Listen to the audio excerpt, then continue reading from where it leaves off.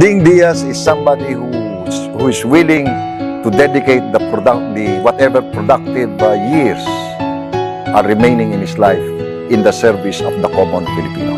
Business of the importation of these food products.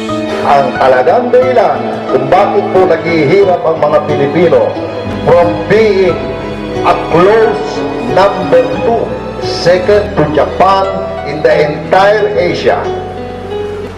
Bakit po ngayon isa po ang Pilipinas sa pinakamahirap sa buong mundo?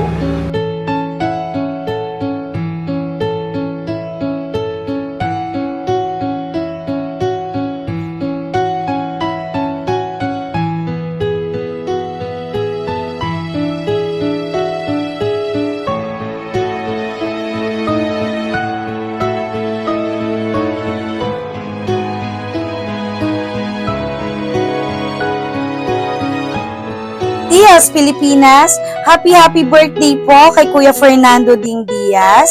At lubos po ako na bumabati po sa inyo ng buong puso. Naway gabayan po kayo lagi ng ating Panginoon kasi alam ko po ay marami po kayong mga plano para po sa ating bayan at sa ating mamamayang Pilipino. I-bless po kayo ni Lord. And dahil alam ko po ay may ginintuan puso po kayo, lalo na sa pagtulong sa kapwa.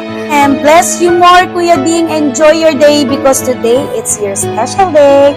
Happy birthday, Kuya Ding.